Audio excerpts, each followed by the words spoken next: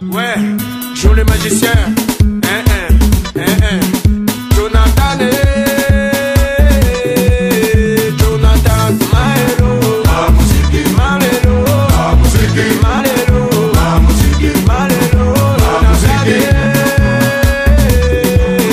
Jonathan, Maelo, la musique, Maelo, la musique, Maelo, la musique, Maelo, la musique.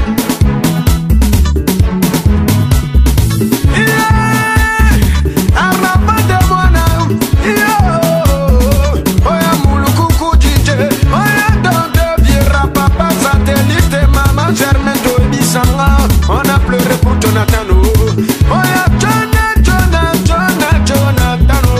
Chiki Bella Doselingana. Jonathan. Jonathan. Oh ya Shaibala Boko. Bako Manamecho. Petit Mecho Mohamed Langayo. Donc justement, t'es passé rapidement de la CFA2 à la Ligue 1. Comment ça s'est passé pour toi ce passage rapide? Bon, pour rappeler une chose, c'est que dans un premier temps, je venais pas là pour intégrer d'abord le groupe CFA. J'étais venu pour un essai et après, vu les conditions dans lesquelles je suis arrivé, il était fort probable que je passe d'abord par la case CFA et après intégrer. Donc il fallait que je fasse mes preuves déjà avec le groupe CFA. Et vu qu'il y avait des problèmes administratifs à régler entre Charlton et la Ligue française, donc elle a pris plus de temps que prévu. Donc pour moi, l'idéal c'était de passer par le groupe CFA et de gagner en temps de jeu, tout ça, pour pouvoir après intégrer le groupe professionnel. Et c'est ce qui s'est bien passé pour moi. Je suis content de ce que j'ai fait et tout. Et le coach du centre de formation, Hervé Guérin et les autres, ils m'ont beaucoup aidé à réaliser cela, quoi. Tu vois, sans eux, je ne serais pas arrivé là parce qu'ils m'ont accepté et tout. Et ils ont mis tous les moyens de mon côté. Et moi aussi, j'ai donné ce qu'il fallait pour intégrer le groupe professionnel, quoi. Et je dis merci, ça s'est bien passé, quoi. Voilà, il faut continuer là-dessus. Et le fait de passer des stades où il y a parfois des spectateurs à Geoffroy Guichard ou le Vélodrome, ça t'a fait quoi? Bon, je pense que ça a été, je dirais pas une première pour moi, mais je pense que sur ma carrière européenne, c'était une première pour moi parce que en Belgique, oui, j'ai joué devant des publics plus conséquents que certaines pelouses de France. Mais je pense que de passer de la CFA2 à la Ligue 1, ça change beaucoup. Bon, après l'aspect environnemental, c'est pas pareil, tu vois. Donc moi je pense qu'aujourd'hui, si tu te mets tout ça à côté et tout, je pense que c'est le terrain qui prime. Donc moi je pense que j'ai fait abstraction de tout cela et voilà, ça s'est bien passé. Je te remercie, quoi. Ouais. Et tu t'es bien intégré dans l'équipe pro directement? Bon, ouais, parce que j'étais déjà là depuis l'année dernière. J'ai côtoyé certains entraînements avec l'équipe et tout.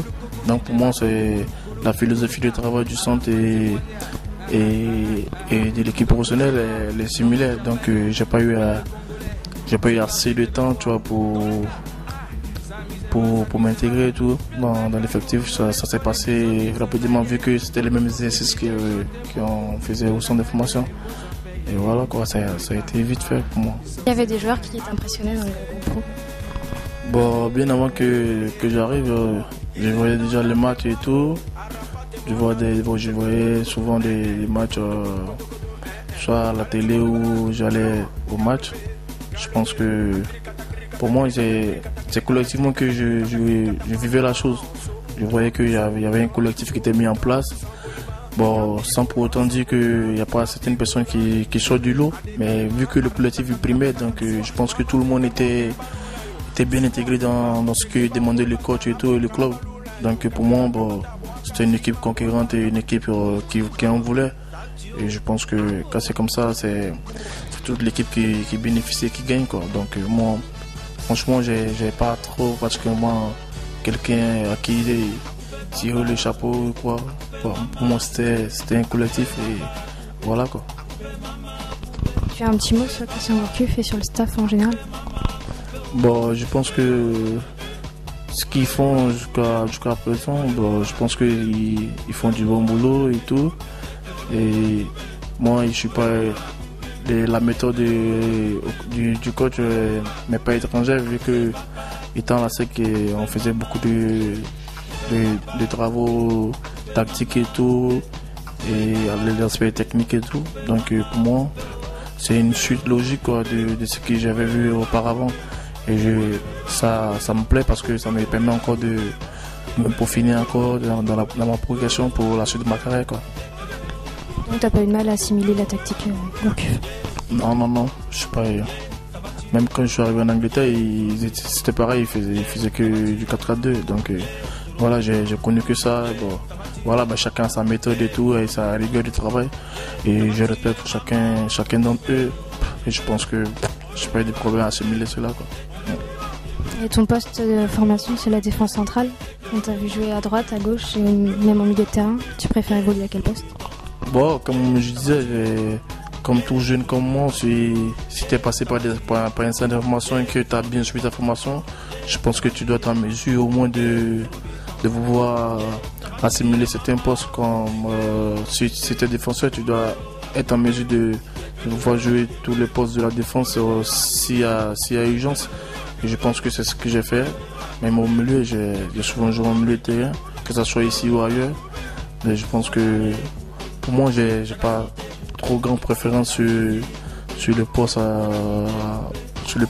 jouer. Je pense que je suis polyvalent et je le dis tout le temps. Bon, maintenant, je décline pas que le fait que je sois défenseur central de formation et tout, mais ça me déplaît pas d'occuper d'autres postes sur le terrain. Quoi. Ouais. Donc dans quel match tu t'es senti le plus à l'aise cette début de saison? Bon, je pense que le match où je me suis sorti le plus à l'aise, je pense que c'est au Vélodrome contre Marseille. J'ai eu une attente de match que moi-même je me sentais bien. Je me disais que ce match, je sentais que j'allais faire quelque chose de positif. Bon, contrairement aux autres matchs que j'ai joués, celui-là, je l'ai bien entamé. Donc après, ça a suivi. Quoi. Voilà, c'est le match de Marseille. Est-ce que tu lis la presse après les matchs? Bon, je suis plus internet que presse, moi. Je vais un peu sur les sites internet de foot et tout, mais je suis pas trop la presse. Je suis pas trop la presse, moi.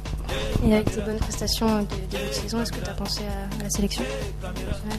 Ouais, bien sûr, comme tout international, j'ai pensé à la sélection à un moment donné. Et dommage que je sois blessé au moment où j'ai commencé à monter un peu en puissance et tout. Bon, c'est des risques du métier aussi, mais je me dis que faut mettre tout ça sur le compte de Dieu. Dis-toi que bon, ça pourrait être quelqu'un d'autre hormis toi.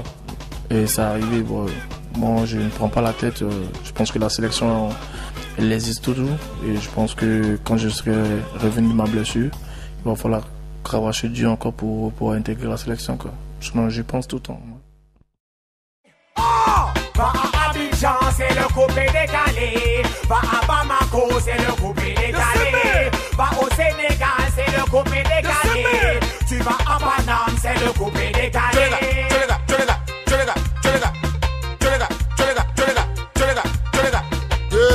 Faut mouler, faut bringuer, faut t'enjailler, faut mouler, faut bringuer, faut t'enjailler. Ça présidentielle, la gomme a coupé pour me décaler, pour me travailler. La gomme a coupé pour me décaler, pour me